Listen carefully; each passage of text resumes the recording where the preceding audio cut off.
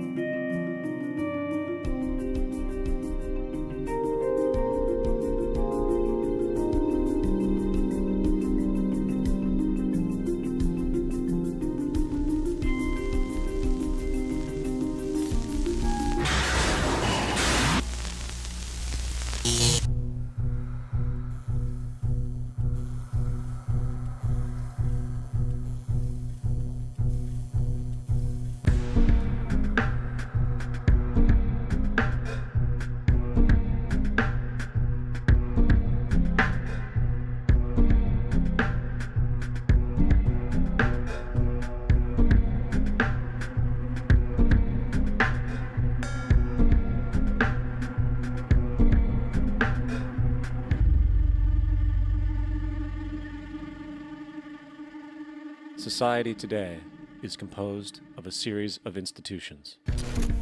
From political institutions, legal institutions, religious institutions, to institutions of social class, familial values, and occupational specialization. It is obvious the profound influence these traditionalized structures have in shaping our understandings and perspectives. Yet, of all the social institutions we are born into, directed by, and conditioned upon, there seems to be no system as taken for granted and misunderstood as the monetary system. Taking on nearly religious proportions, the established monetary institution exists as one of the most unquestioned forms of faith there is. How money is created, the policies by which it is governed, and how it truly affects society are unregistered interests of the great majority of the population.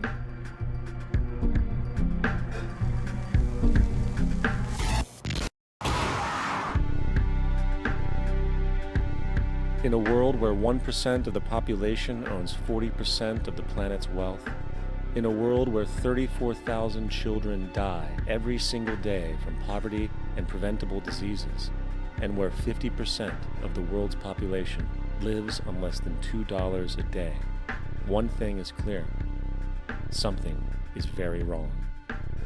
And whether we are aware of it or not, the lifeblood of all of our established institutions, and thus society itself, is money. Therefore, understanding this institution of monetary policy is critical to understanding why our lives are the way they are. Unfortunately, economics is often viewed with confusion and boredom. Endless streams of financial jargon coupled with intimidating mathematics quickly deters people from attempts at understanding it. However, the fact is, the complexity associated with the financial system is a mere mask, designed to conceal one of the most socially paralyzing structures humanity has ever endured.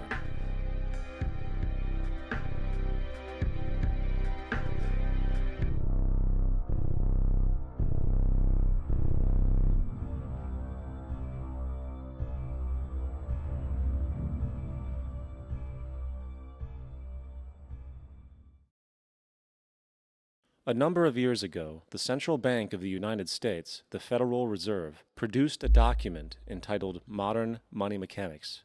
This publication detailed the institutionalized practice of money creation as utilized by the Federal Reserve and the web of global commercial banks it supports. On the opening page, the document states its objective. The purpose of this booklet is to describe the basic process of money creation in a fractional reserve banking system. It then proceeds to describe this fractional reserve process through various banking terminology, a translation of which goes something like this. The United States government decides it needs some money, so it calls up the Federal Reserve and requests, say, $10 billion. The Fed replies, saying, sure, we'll buy $10 billion in government bonds from you. So the government takes some pieces of paper, paints some official-looking designs on them, and calls them treasury bonds. Then it puts a value on these bonds to the sum of $10 billion and sends them over to the Fed. In turn, the people at the Fed draw up a bunch of impressive pieces of paper themselves, only this time calling them Federal Reserve notes, also designating a value of $10 billion to the set. The Fed then takes these notes and trades them for the bonds. Once this exchange is complete, the government then takes the $10 billion in Federal Reserve notes and deposits it into a bank account. And upon this deposit, the paper notes officially become legal tender money, adding $10 billion to the U.S. money supply. And there it is. $10 billion in new money has been created. Of course, this example is a generalization, for, in reality, this transaction would occur electronically, with no paper used at all. In fact, only 3% of the U.S. money supply exists in physical currency. The other 97% essentially exists in computers alone. Now, government bonds are, by design, instruments of debt, and when the Fed purchases these bonds, with money it essentially created out of thin air, the government is actually promising to pay back that money to the Fed. In other words, the money was created out of debt. This mind-numbing paradox of how money or value can be created out of debt or a liability will become more clear as we further this exercise. So, the exchange has been made and now $10 billion sits in a commercial bank account. Here's where it gets really interesting. For as based on the fractional reserve practice, that $10 billion deposit instantly becomes part of the bank's reserves, just as all deposits do. And regarding reserve requirements, as stated in modern money mechanics, a bank must maintain legally required reserves equal to a prescribed percentage of its deposits. It then quantifies this by stating, under current regulations, the reserve requirement against most transaction accounts is 10%. This means that with a $10 billion deposit, 10% or $1 billion is held as the required reserve, while the other $9 billion is considered an excessive reserve and can be used as the basis for new loans. Now, it is logical to assume that this $9 billion is literally coming out of the existing $10 billion deposit. However, this is actually not the case. What really happens is that the $9 billion is simply created out of thin air on top of the existing $10 billion deposit. This is how the money supply is expanded. In other words, the $9 billion can be created out of nothing simply because there is a demand for such a loan and that there is a $10 billion deposit to satisfy the reserve requirements. Now, let's assume that somebody walks into this bank and borrows the newly available $9 billion. They will then most likely take that money and deposit it into their own bank account. The process then repeats, for that deposit becomes part of the bank's reserves. 10% is isolated, and in turn 90% of the $9 billion, or $8.1 billion, is now available as newly created money for more loans. And of course, that 8.1 can be loaned out and redeposited, creating an additional 7.2 billion, to 6.5 billion, to 5.9 billion, etc. This deposit money creation loan cycle can technically go on to infinity. The average mathematical result is that about $90 billion can be created on top of the original $10 billion. In other words, for every deposit that ever occurs in the banking system, about 9 times that amount can be created out of thin air. Money jitters? Ask the obliging Bank of America for a jar of soothing instant money, M-O-N-E-Y, in the form of a convenient personal loan. So, now that we understand how money is created by this fractional reserve banking system, a logical yet elusive question might come to mind. What is actually giving this newly created money value? The answer? The money that already exists. The new money essentially steals value from the existing money supply.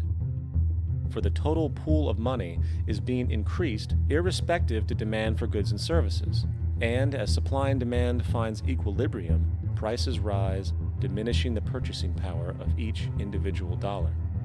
This is generally referred to as inflation, and inflation is essentially a hidden tax on the public. what is the advice that you generally get? And that is inflate the currency. They don't say debase the currency. They don't say devalue the currency. They don't say cheat the people who are saved. They say lower the interest rates. The real deception is when we distort the value of money, when we create money out of thin air. We have no savings, and yet there's so-called capital. So my question boils down to this: how in the world can we expect to solve the problems of inflation, that is, the increase in the supply of money, with more inflation? Of course, it can't. The fractional reserve system of monetary expansion is inherently inflationary. For the act of expanding the money supply without there being a proportional expansion of goods and services in the economy will always debase a currency. In fact, a quick glance at the historical values of the US dollar versus the money supply reflects this point definitively, for the inverse relationship is obvious. $1 in 1913 required $21.60 in 2007 to match value. That is a 96% devaluation since the Federal Reserve came into existence. Now, if this reality of inherent and perpetual inflation seems absurd and economically self-defeating, hold that thought, for absurdity is an understatement in regard to how our financial system really operates. For in our financial system, money is debt. And debt is money. Here is a chart of the U.S. money supply from 1950 to 2006. Here is a chart of the U.S. national debt for the same period. How interesting it is that the trends are virtually the same. For the more money there is, the more debt there is. The more debt there is, the more money there is. To put it a different way, every single dollar in your wallet is owed to somebody by somebody. For remember, the only way the money can come into existence is from loans. Therefore, if everyone in the country were able to pay off all debts, including the government, there would not be $1 in circulation.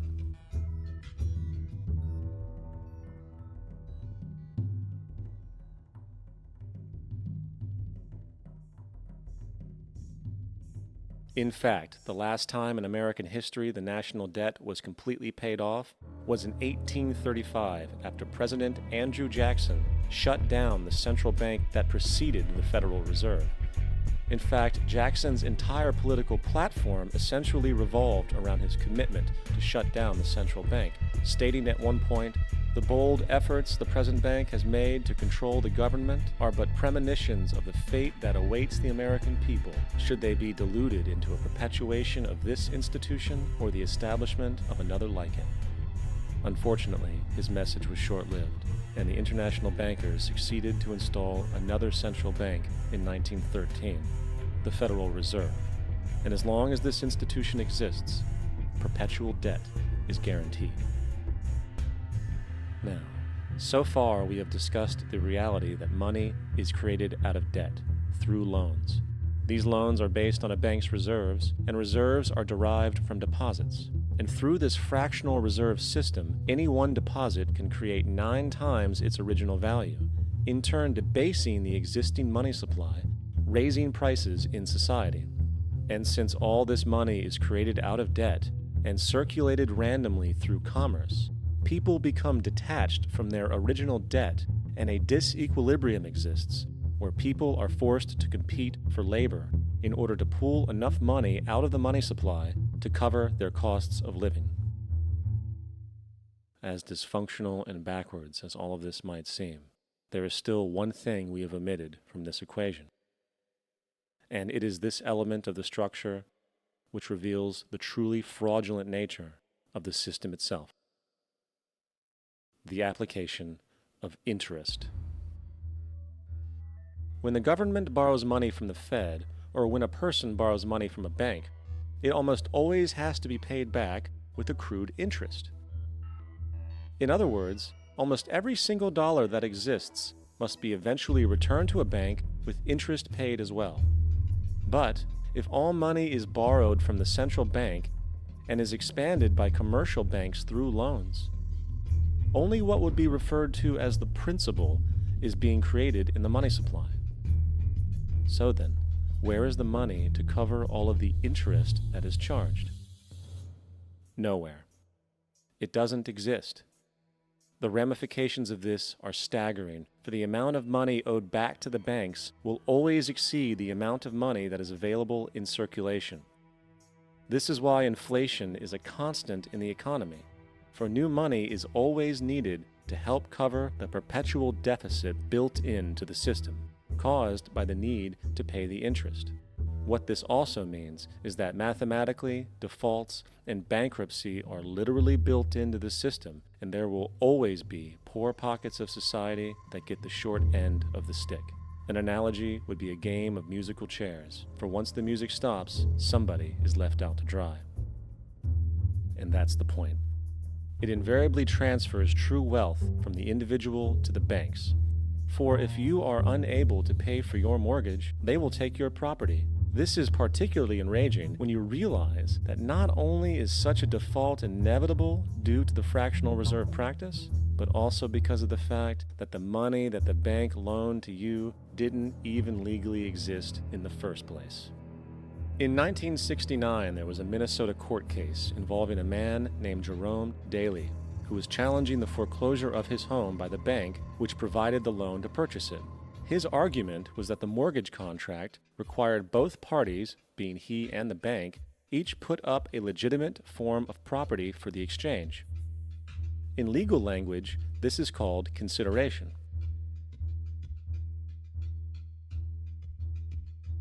Mr. Daly explained that the money was, in fact, not the property of the bank, for it was created out of nothing as soon as the loan agreement was signed.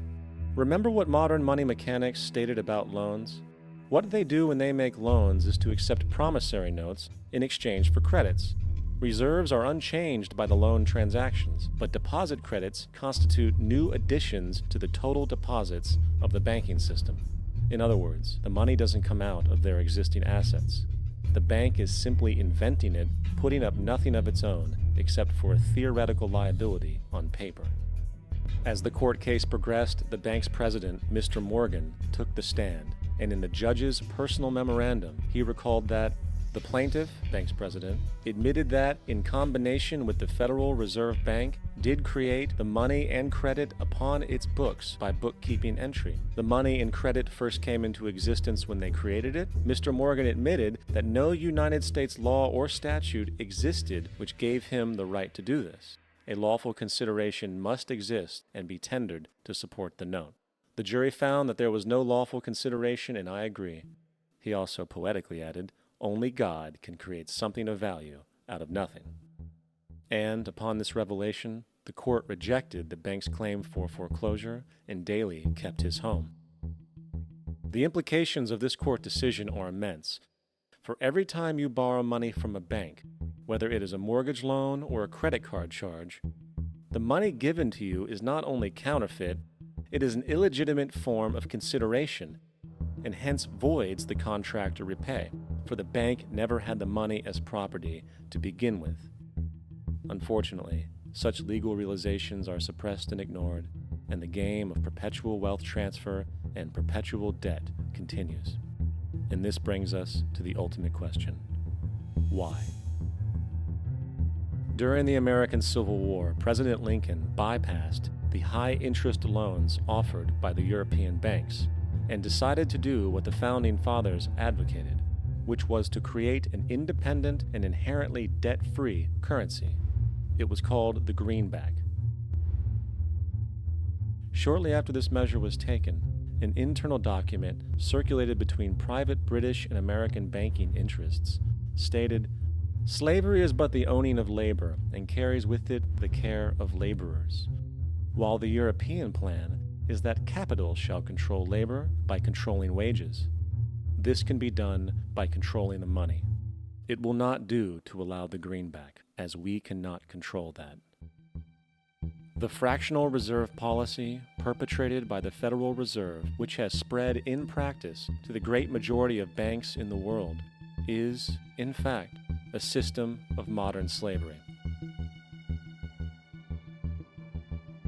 Think about it. Money is created out of debt.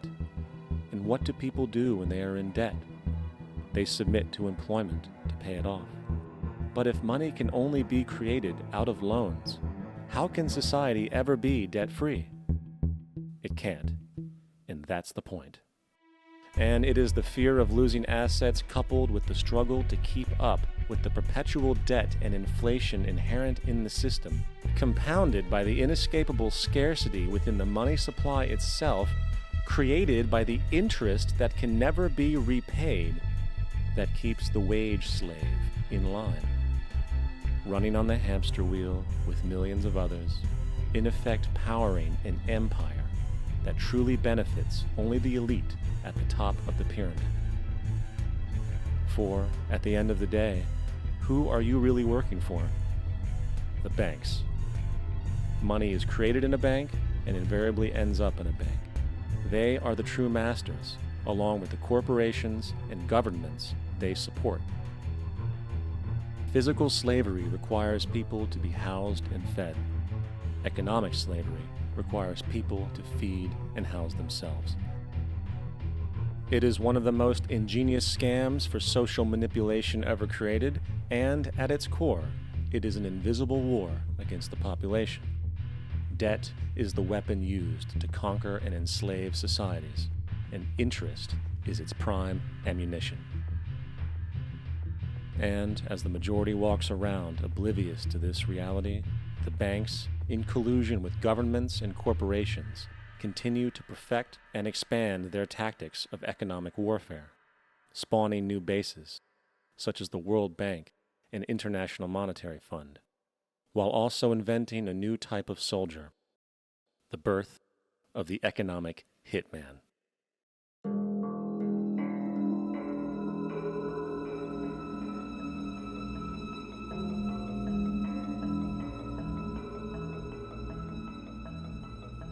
We economic hitmen really have been the ones responsible for creating this first truly global empire.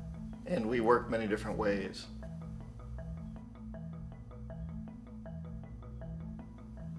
But perhaps the most common is that we will identify a country that has resources our corporations covet, like oil, and then arrange a huge loan to that country from the World Bank or one of its sister organizations.